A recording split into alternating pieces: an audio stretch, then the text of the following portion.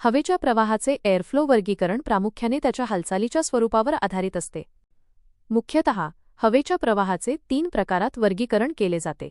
हवेच्या प्रवाहाचे प्रकार, टाइप्स ऑफ एअरफ्लो. लॅमिनार प्रवाह, लॅमिनार फ्लो, स्तरीभूत प्रवाह.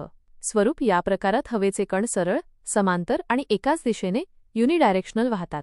ते एकमेकांना न कापता किंवा न मिसळता मिनिमल डिस्टर्बन्स, शांतपणे आणि सुव्यवस्थित मार्गाने पुढे सरकतात. वेग, हा प्रवाह कमी वेगाने होतो. उदाहरण, स्वच्छ खोल्यांमध्ये क्लीनरूम्स किंवा विमानांच्या पंखांभोवती एरोफॉइल्स, कमी वेगाने होणारा प्रवाह. 2. टर्ब्युलंट प्रवाह, टर्ब्युलंट फ्लो, वलयी प्रवाह.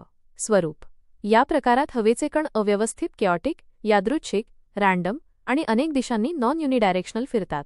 यात हवेचे वळण, एडीज आणि भोवरे वॉर्टिसेस तयार होतात, ज्यामुळे कण एकमेकांमध्ये मिसळतात. वेग, हा प्रवाह जास्त वेगाने होतो आणि पृष्ठभागातील अडथळ्यांमुळे इरेग्युलॅरिटीज तयार होतो. उदाहरण, सामान्य खोल्यांमध्ये व्हेंटिलेशन, व्हेंटिलेशन, नळातून डक्ट्स, वेगाने जाणारी हवा.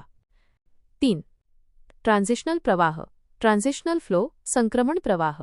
स्वरूप, हा प्रवाह लॅमिनार आणि टर्ब्युलंट या दोन्ही प्रवाहांचे मिश्रण असतो. यामध्ये प्रवाहाचा काही भाग स्तरीभूत लॅमिनार असतो, तर उर्वरित भाग वलयी टर्ब्युलंट असतो. महत्त्व, हा टप्पा दर्शवितो की प्रवाह लॅमिनारमधून टर्ब्युलंटमध्ये बदलत आहे. या वर्गीकरणासाठी रेनॉल्ड्स नंबर या आयामरहित संख्येचा उपयोग केला जातो. कमी रेनॉल्ड्स नंबर, लॅमिनार प्रवाह, लॅमिनार फ्लो. मध्यम रेनॉल्ड्स नंबर, ट्रान्झिशनल प्रवाह, ट्रान्झिशनल फ्लो. जास्त रेनॉल्ड्स नंबर, टर्ब्युलंट प्रवाह, टर्ब्युलंट फ्लो.